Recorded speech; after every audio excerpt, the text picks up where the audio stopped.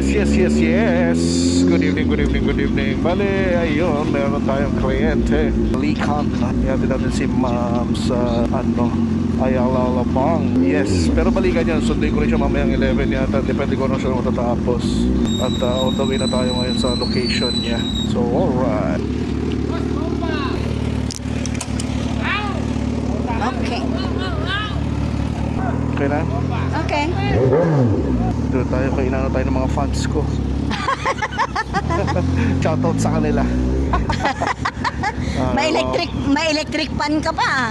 Oo, nag-aircon yan. Ay nga eh. May aircon ka pa. Oo, talaga.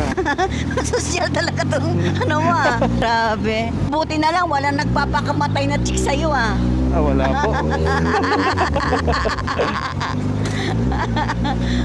Saka sa itsura ko nito, Diyos ko po. Walang magtatangka. Aray ko. Di siguro. Kumpiyansa kayo, mama. Tingin niyo ba maraming nagkakagusto sa akin? Siyempre. Pag binata. Pag binata. Oo.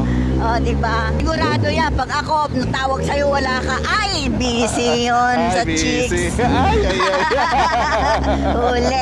Huli Huli ang civilian. Ganon talaga.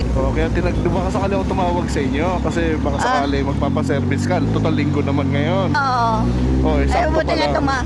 Buti nga tumawag ka kasi sabi ko hindi pa naman ako nagpapaschedule kasi nga sabi ko maya maaga pa.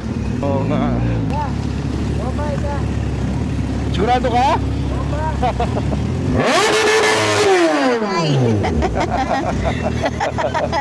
Ang ingay Grabe yung ingay pala nito. Bakit? Kakilala mo yan?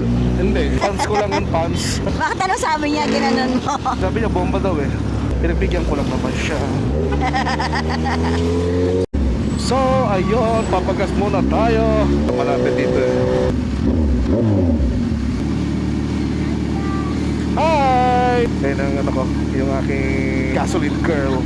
Yes, ang aking gasoline girl. Kamusta? Tagal na natin di nagkita.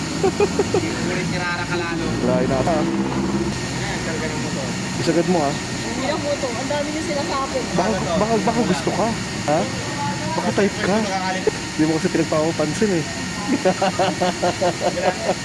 Ikaw lang yata baby girl nila dyan Calibrate. Ikaw lang ang baby girl nila. Tingin mo talaga? Wala pang tapo Yun yung gasoline girl natin. Bilis niya magtrabaho. Alam niya na kasi kagad ko ano yung mga mode of payments ko Thank you ate. Shoutout sa'yo ate.